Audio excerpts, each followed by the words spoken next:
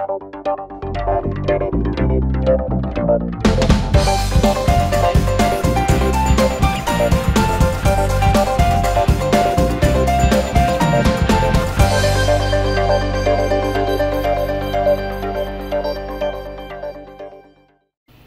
to everyone, this is your host Ash Khan and you are watching Consumer Pakistan News Channel. In today's bulletin, Karachi Circular Railway starts operations. The Karachi Circular Railway will reportedly commence operations from today.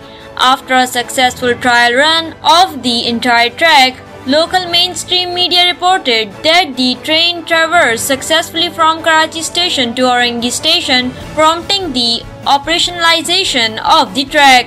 Reportedly, the KCR-1 Up, which is the first train on the track, was scheduled to commence regular operations from Aurangabad station at 4:16 p.m. today. The KCR-2 Down will arrive at Aurangabad station today, and the KCR-2 Down locomotive will transport passengers to the stations. The one-way fare for the service is ₹30. As per details, the distance between City Station and Aurangabad Station is 14 km, with 8 stations and 12 railway crossings in between. Initially, the KCR-1 Up and KCR-2 Down will run the daily routes. Each locomotive will haul 5 coaches, which when combined can accommodate 500 passengers. COVID-19 vaccinations registration for the elderly to start next week.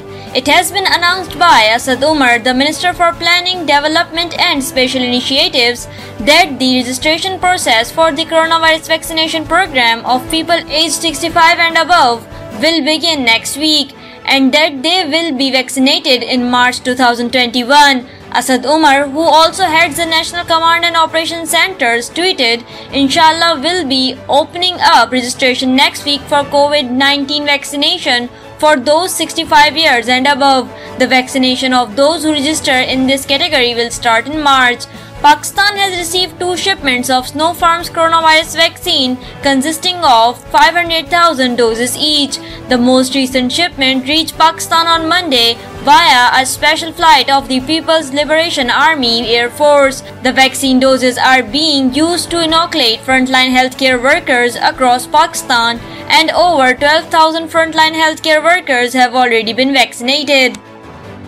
K Electric seeks NEPRA's permission to issue backdated bills to consumers. It has been reported by K Electric has sought permission from National Electric Power Regulatory Authority to charge additional ₹3.9 billion to consumers' backdated bills. KE explained this move to be on account of fuel cost adjustment from June to December 2020. K Electric has sought permission from the government to collect this amount. NEPRA will conduct a hearing on February 23rd over this issue to determine whether the requested fuel price variations and quarterly variations are justified. The total recoverable amount for KE stands at ₹6.1 billion based on the argument that the fuel cost was higher in the specified months. In this amount, the company has proposed to adjust ₹2.21 billion for the months the fuel costs were lower, June, November and December 2020. This gives the net recoverable amount of ₹3.9 billion. 10% discount for KCCI members announced by PIA. A discount of 10% on air travel has been announced by Pakistan International Airlines for the members of the Karachi Chamber of Commerce and Industry and their families. The Chief Executive Officer of PIA, Air Marshal Arshad Malik, visited the KCCI on Tuesday and signed a MOU for the same. He offered to provide PIA's cargo facility to the members of the KCCI and corporate rates and urged them to use PIA's cargo services. The CEO gave tribute to the leader of the business community, the late Siraj Qasim Tili, and enlightened the attendees about his services to the business community. He remarked that although the revival of PIA is a huge task that has been handled successfully by the incumbent management, its business has been adversely affected by the pandemic.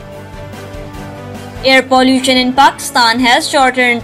It has been reported by researchers from Harvard University collaborating with the Universities of Birmingham and the University College London that fossil fuel pollution has shortened the average lifespan in Pakistan by 3.8 years. Air pollution has cut lives by more than 2 years on average worldwide and by 8 months on average in Europe. The worst hit continent is Asia, where the average lifespan in China has been reduced by 4.1 years, by 3.9 years in India, and by 3.8 years in Pakistan. In 2018, fossil fuel pollution resulted in over 8 million premature deaths while causing almost 20% of the adult mortality rate worldwide. The researchers reported in the Environmental Research Journal. Joel, a professor of environmental epidemiology at the Harvard and the co-author of the research, said, "We often discuss the dangers of fossil fuel combustion in the context of CO2 and climate change and overlook the potential health impacts." He emphasized the need to cut down greenhouse gas emissions and accelerate the global shift from brown to green energy. Thank you for watching Consumer Pakistan News Channel. This is I, Ash Khan. See you in the next bulletin. Until then, take care and goodbye.